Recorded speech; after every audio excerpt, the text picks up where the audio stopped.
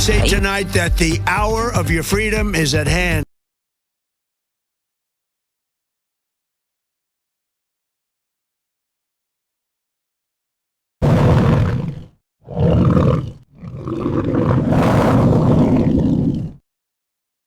አንበሳው አገሳ ዓለምን ያስደነገጠው ቅዳሜ አሊ ካሚኒ ተገደሉ።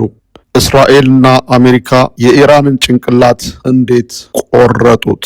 ሰላም ጤና ይስጥልኝ፣ እንደምን ሰነበታችሁ? ዓለም ባሳለፍነው ቅዳሜ ጠዋት በድንጋጤ የሰማችው የመካከለኛው ምስራቅን ታሪክ ለዘላለም የለወጠ ክስተት ተፈጽሟል። ለዓመታት እስራኤልን አጠፋለሁ ስትል የኖረችው ኢራን በአንድ ቀን ጠዋት በመንፈሳዊ መሪዋን አሊ ካሚኒንና የጦር አዛዦቿን ተነጥቃለች። ይህ እንዴት ሊሆን ቻለ ብላችሁ መጠየቃችሁ አይቀርም። ኢራን ያን ሁሉ ዛቻ ስታሰማ ቆይታ እንዴት እንዲህ በቀላሉ የጓሮ በሯ ተደፈረ? እስራኤል ምን አይነት ጥበበኛ ሀገር ናት? ምንስ አይነት ጥበብ ብትጠቀም ነው ይህን ማድረግ የቻለችው? ዝርዝሩን ይዘናል። አብራችሁን ቆዩ። እንግዲህ ክስተቱ እንዴት ተፈጸመ ብለን ከጠየቅን የቅዳሜ ጠዋት እስራኤልና አሜሪካ በጋራ ባደረጉት ዓለምን ባስገረመ መብረቃዊ ጥቃት የኢራንን መሪ አሊ ካሚኒን ጨምሮ 40 የሚሆኑ የኢራን ቁልፍ ባለስልጣናትን መግደል ችለዋል። ኢራናውያን ዘና ብለው በነበሩበት የቅዳሜ ጠዋት ሰዓት የአሜሪካና የእስራኤል የጦር ጀቶች የኢራንን ራዳሮች በማውደም ቴህራን ድረስ ዘልቀው ገብተዋል።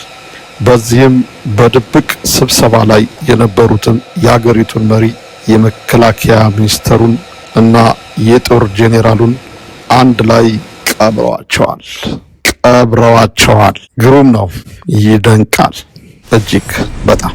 የእስራኤል ጥበብና አደገኛነት እንዴት ይታያል? የብዙዎቻችን ጥያቄ ነው ብዬ አስባለሁ። ኢራን ያን ሁሉ ሚሳኤልና ሰራዊት ይዛ እንዴት መከላከያዋ ተጣሰ የሚል ነው። መልሱ የእስራኤል ጥበብና ቴክኖሎጂ የበላይነት ነው ብለን መደምደም እንችላለን።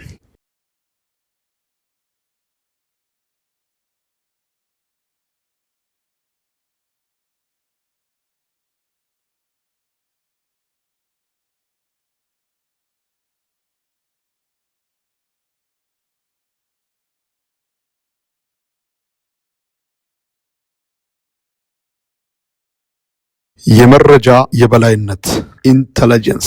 እስራኤል እነ አሊ ካሚኒ በዛች ሰዓትና በዛች ደቂቃ የት እንደሚገኙ ታውቅ ነበር።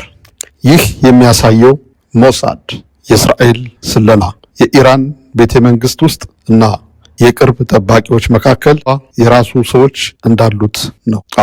ሞሳድ ቤተ መንግስት ውስጥ አለ ማለት እንችላለን። እስራኤል ጥቃቱን ከመሰንዘሯ በፊት የኢራንን አይኖች ራዳሮች በሳይበር ጥቃት አውራቸው ነበር። የኢራን አየር መከላከያ ጠላት መምጣቱን ማየት ፈጽሞ አልቻሉም። በመጨረሻም የኢራን ዛቻ ለምን መክኖ ቀረ ብለን መጠየቃችን አይቀርም። ኢራን ለዓመታት ስትዝት ብትቆይም በተግባር ግን ቴክኖሎጂዋ ጊዜው ያለፈበት ሆኖ ተገኝቷል።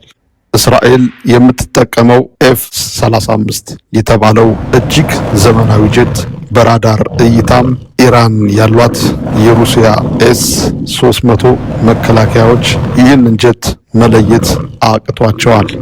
አሁን ላይ ኢራን መሪ አልባ ሆናለች።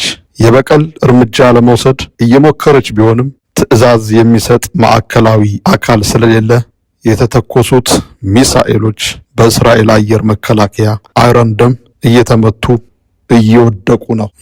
ይህ ማለት ግን ፈጽሞ ጉዳት እያደረሱ አይደለም ማለት አይደለም። የኢራን አደገኛ ባሊስቲክ ሚሳኤሎች ከኢራን ወደ እስራኤል ሲወነጨፍ ከ500 ኪሎ ግራም በላይ ቦምብ ተሞልተው ስለሚመጡ የእስራኤል አንቲ ሚሳኤል አይረን ዳም ይህም ባሊስቲክ ቦምብ በሚያከሽፍበት ጊዜ ተፈረካክሶ ወይም ተጎራርዶ ከሰማይ ተምዘግዝጎ በሚወድቅበት ቅጽበት የመኖሪያ ህንፃዎች ላይ ከወደቀ ወደ አደጋ መከላከያ ክፍል ያልገቡ ሰዎችን ካገኘ ከባድ ቀላልም አደጋ ያደርስባቸዋል። በህንፃዎችም ላይ ጉዳት ያደርሳል። አልፎ አልፎ ቃጠሎም ይፈጥራል። ስለዚህ ጉዳት የኢራን ሚሳኤል ጉዳት እያደረሰ አይደለም ለማለት አይደለም። ግን እሰቡት፣ ይህ 500 ኪሎ ግራም በላይ በቦምብ የተሞላ ባሊስቲክ ሚሳኤል ሙሉ በሙሉ ሳይከሽፍ ቢወድቅ ምን ያህል ጉዳት እንደሚያደርስ እሰቡት። አንደኛ ኢራኖቹ ምንም ኮምፓስ የላቸውም። የሚተኩሱት የጦር መንደር የጦር አካባቢ ሳይሆን እንዲሁ ወደ እስራኤል ክልል ብቻ ይሁን በመኖሪያ ሰዎች ላይ ነው። አሁን በዚህ ጦርነት ባለፈው በቤት ሻመሽ በሚባል አካባቢ እንግዲህ አንድ ቤተ ክህነት ላይ ነው ወደቀ የሚባለው። ቤተ ክህነት ማለት የሆነ የጸሎት ቤት ላይ ወደቀ። ወደ 8 ነው 9 ሰዎች ሞቱ። እንደገና በአካባቢው የነበሩ ህንፃዎች ሁሉ ረኔም ነው የሆኑት። አንድ ሰቡት እንግዲህ የተተኮሰው ኢራን ወደ እስራኤል የተኮሰችው በጣም ብዙ ባሊስቲክ ሚሳይሎችን ነው። ባይከሽፍ ምን ያህል ጉዳት ያደርስ እንደነበር ሰቡት። ስለዚህ ከዚህ አንጻር ነው እያከሸፉት ነው ለማለት የተገደድኩት። ቅዳሜ ጥቃት መልእክት ግልጽ ነው። ብዛት ሳይሆን ጥራት፣ ዛቻ ሳይሆን መረጃ እንደሚያሸንፍ እስራኤልና አሜሪካ በተግባር አሳይተዋል። ኢራን አሁን ትልቅ ቀውስ ውስጥ ስትሆን ቀጣዩ የመካከለኛው ምስራቅ ዕጣ ፈንታ ምን ይሆናል የሚለውን አብረን የምናይ ይሆናል። አሁን ኢራን ወደ አረብ ሀገራት እስራኤል ተሸክማ የኖረችውን ጉድ ዛሬ ሳውዲ አረቢያ፣ ኩዌት፣ እነ ዱባይ፣ ወደ ቆጵሮስ፣ ወደ ዮርዳኖስ በአካባቢው ወዳሉ አረብ ሀገራት ሁሉ ድሮኖችን፣ የረጅም ርቀት ሚሳኤሎችን እየተኮሰች ነው። ባሊስቲክ ሚሳኤልማ ብትተኩስ እዛ ላይ አቤት ስንቱ ነገር በወደመ ነበር። እስራኤል በጥበብ ነው ይህን ሁሉ ተሸክማ አይኖረችው። ራሷን እግዚአብሔር ጥበቡን ሰጥቷት ይህን ሁሉ እየተከላከለች እዚህ ደረሰች እንጂ በጣም ከባድ ነው ስናስበው። ዛሬ የእስራኤል ሸክም ተከፋፍሏል። ሳውዲም እየቀመሰችው ነው፣ ኩዌትም እየቀመሰችው ነው፣ ኳታርም፣ ቆጵሮስ፣ ዱባይ። ከባድ ነው። ኢራን ምን ያህል መጥፎ አሸባሪ አደገኛ ሀገር መሆኗን የእስራኤሉ ጠቅላይ ሚኒስትር ቤንያሚን ኔታንያሁ በተደጋጋሚ ሲያስረዱ ቆይተዋል። የኢራንን ሀብት እስራኤልን አጠፋለሁ ብላ ብዝብዝ ያደረገች የአያቶላ መንግስት ሂዝቦላ፣ ሁቲ፣ ሐማስ በሶሪያ ያላደራጀው የለም ለ47 ዓመት። ግን ይኸው መጨረሻቸው አሁን በቃ እንዳበደ ውሻ። አሁን የሚተኩስበትን ቦታ አያውቁትም። ወደዛ ወደዚህ ነው ወደ እስራኤል የሚተኮሰው። ከኢራን ወደ እስራኤል የሚተኮሰው እንዲሁም በጣም ቀንሷል። አሁን የሆነ 4 ሰዓት 5 ሰዓት እየቆዩ ነው የተወሰነ ቁጥር ያላቸው በጣት የሚቆጠሩ ነገር የሚልም እንጂ እንደ መጀመሪያው እንትን የለም። ስለዚህ ያ የሆነበት ምክንያት ደግሞ ምንም መንፈናፈኛ አልሰጧቸውም። 200 የጦር ጀቶች F-35 እየተመላለሰ ሞሳድ ባስቀመጠው ታርጌት መሰረት ብቅ ሲሉ እዛው ድፍን ያደርጋቸዋል፣ ብቅ ሲሉ እዛው ይቀቧቸዋል። የኢራንም ህዝብ ይተባበራል። ስለዚህ ያው የኢራን የአያቶላ መንግስት ሰይፍ ብቻ እስኪቀረው ድረስ ሰይፍና ክላሽንኮቭ ብቻ ነው እጁ ላይ ሊገኝ የሚችለው እንጂ ከዛ በላይ አይኖር ምንም ነገር። ይህ ያውጪ ማለት የምፈልገው ኢራናውያን በአደባባይ ደስታቸውን እየገለጹ ነው። በአውሮፓ፣ በአሜሪካ፣ በተለያዩ በስደት ላይ በርከት ያሉ ኢራናውያን አሉ። ለ37 ዓመት ከዛ እስከ 47 ዓመት ሙሉ በዚህ በአብዮታዊ ዘብ ኢስላሚክ ሪፐብሊክ አክራሪ ጽንፈኛ ስርዓት የተሳደዱ በርከት ያሉ ኢራናውያን በተለያዩ ሀገሮች ይገኛሉ። ዛሬ ጠዋት፣ ትናንት ሌሊት ደስታቸውን ሲገልጹ የቢቢንና የትራምፕን ፎቶ ይዘው ከፍ አድርገው የእስራኤልን ባንዲራ ሲያውለበልቡ ታይተዋል። በኢራን ውስጥ ያለውም ህዝብ ከሳምንታት በፊት 1 ወር ሙሉ አመጽ የተቀላቀለበት ሰላማዊ ሰልፍ ሲያደርግ ቆይቷል።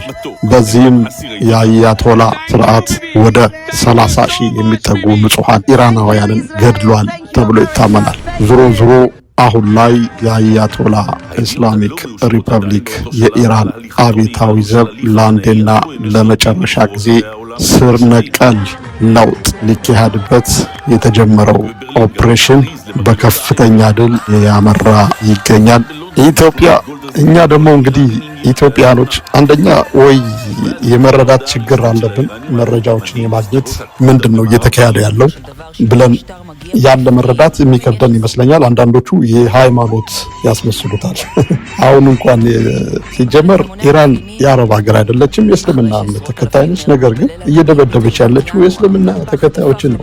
ለምን ከአሜሪካ ጋር ትሰራላችሁ? ለምን ነው ሀገሮች ከሀገሮች ጋር ለራሳቸው ጥቅም መንግስታት ከመንግስታት ጋር ይሰራሉ። ኢራኖች ከራሽያ ከቻይና ከፓኪስታኖች ከሌሎችም ከተለያዩ ሀገሮች ላይ እንደሚሰሩት ሁሉ እነ ሳውዲ እነ ኳታር ደግሞ ከአሜሪካ ጋር ይሰራሉ። ይህም ብቻ ምክንያት አድርገህ ትተኩስባቸዋለን? አይደለም። ያውቁታል እነሱ። ኢራን አቅም ቢኖራት እስራኤል ባትኖር በዛ አካባቢ ሀሳቧም እስራኤልን መጀመሪያ አዳክማና አጥፍታ ሌሎቹን የአረብ ሀገሮች ለመውረር ነበር። የበላይነቷን ለማረጋገጥ በቁጥጥሯ ስር ለማድረግ ነበር። መጀመሪያ ይሁዳውያኑን ብቻ ለማጥፋት ነበር እቅዷ። ግን እስራኤሎቹ ይህን ስለሚያውቁ አልተኙላትም እንጂ እነ ሳውዲ ያውቃሉ፣ እነ ኳታር፣ መካከለኛው ምስራቅ ያሉ ሀገሮች በሙሉ ኢራን አያቶላ ምን ማድረግ እንደሚፈልግ ጠንቅቀው ያውቃሉ። ዞሮ ዞሮ ዛሬ ላይ የእስራኤልን ሸክም እየተካፈሉ ነው። ሐማስ ሲሉ ሲያብዱ የነበሩ ሁሉ ሐማስ ማለት የኢራን ቅጥረኛ እንደነበረ የአሸባሪዎች ሙስሊም ብራዘርስ፣ ሂዝቦላ፣ ኢራን ሁቲ ክንፎች ናቸው፣ የኢራን ክንፎች እና ኢትዮጵያውያን በተለይ ኢትዮጵያውያን እኛ ክርስቲያኖች የእስራኤልን ፍትህ ፍለጋ ልናቅ ይገባል። ኢትዮጵያ ውስጥ ያሉ ሙስሊሞች ለኛም ዛሬ በዚህ በኢራን በኩል ሆነው ወይም እንደዚህ ቢሉ ለክርስቲያኑ ሁሉ አድሮ ለኛ ናቸው ማለት ሙስሊሞች ሲባል የሚያገናዝቡ ሙስሊሞች የሉም ማለት አይደለም። ግን እነዚህ ዛሬ በየዩቱቡ የምናያቸው መንግስት ባለበት ሀገር እንደዚህ አይነት መንፈስ ያላቸው ሙስሊሞች እድል ካገኙ ከተስፋፉ ጊዜ ካገኙ ለሀገራችን ለኢትዮጵያ በፍጹም ሰላም የሚሰጡ አይደሉም። ትኩረት ሊደረግባቸው ይገባል። ስለ እስራኤል ቢያወሩ አይደለም እኛ ኢትዮጵያ ውስጥ ያለ ሙስሊም ቀርቶ ስንት ዘመን አውርቶ አልቻሉትም። አሁን አላህ ያጥፋልን ነው ለማለት ደርሰዋል። በኃይል የሚቻል ነገር የለም። አላህ ደግሞ እንግዲህ አያቶላን ነው ያጠፋው። አያቶላን አጠፋ እንጂ እስራኤልን አላጠፋም። ምክንያቱም እስራኤሎቹ ሚዛናዊውን እኮ ነው መፍረድ ያለብን። እነሱ ካልነኳቸው አይነኩም። እነዛ ከምድረገጽ እናጠፋለን፣ ኒኩለር ለመያዝ ይህን ያህል ጊዜ ነው የቀረን እንዴ! እንደዚህ እየዛቱ ዘመናቸውን በሽብርተኛ እያደራጁ እያስወጉ ሲሉ መጨረሻ ላይ ብለው በቃ ራሷን ይህን አገዛዝ ማውደም ደግሞ ለህዝቡ ለራሱ ለዜጋውም የማይመች። ስለዚህ ፍትሃዊ ነው ይህ ስርዓት መወገድ አለበት። ለእስራኤል ብቻ አይደለም፣ በዓለም ላይ ሽብር የሚያስፋፋ የአያቶላ ስርዓት ነው። እስላሚክ ነው፣ አብዮታዊ ዘብ ነው በቃ። እና ትልቁ ዳቢሎስ ሄደ ተብሏል። አሁን ላይ ያው ኢራን በጣም ትልቅ ሀገር ነች። እንዲህ በአጭር ጊዜ ይቋጫል ባይባልም የኃይል ሚዛናቸውን ግን በአጭር ጊዜ ውስጥ ማምከን ይቻላል። እየመከነም ነው፣ እያየን ነው፣ አሁን እየሰማን ነው። ወደ እስራኤል የሚተኮሰው ከኢራን በኩል ያለው በጣም ቀንሷል። ስለዚህ የአሜሪካና የእስራኤል ድብደባ ውጤት እያመጣ ነው ማለት ነው። እና ኢትዮጵያ ውስጥ ያሉ ዩቱበር ሙስሊሞች ብቻ ሳይሆን ሙስሊም ሲል ጠቅላላ ሙስሊም ሳይሆን እንደዚሁ የሆኑ ጽንፈኛ የሙስሊም ብራዘር ፍርፋሪ ለቃሚዎች የወደቀው ማለት ነው። ግብጾች እንኳን ያባረሩት የሙስሊም ሀገር ነው። ግብጾች ግን አይፈልጉም በእንደዚህ አይነት መታሰር። ኢራኖችም ያው አይፈልጉም። እና በጣም የከረፋ ኢትዮጵያ ውስጥ የሚሰማ ድምፅ አለ።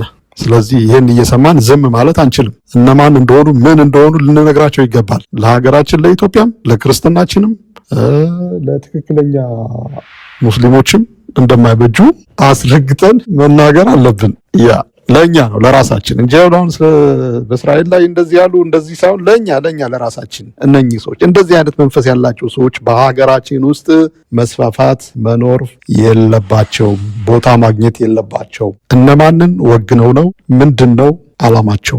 በትክክል ግልጽ ነው። ምክንያቱም ጦርነቱ ግልጽ የሆነና ግልጽ ሁሉም የሚያውቀው የተረዳው አረቦችም የሚያውቁት ነው። ይህ አሁን ላይ የሚንጨረጨሩ እንደዚህ አይነት የአይሲስ የሂዝቦላ የሐማስ እና የሙስሊም ብራዘርስ በቃ እንደዚህ የሽብር አክራሪ ጽንፈኞች የእነዚህ መንፈስ ነው። ስለዚህ ልንነግራቸው ይገባል።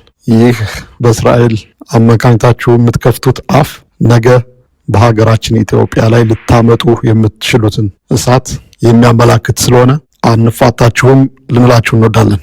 በተረፈ በሌላ መረጃ ተመልሼ እመጣለሁ። ምክንያቱም እውነትን መናገር ስላለብን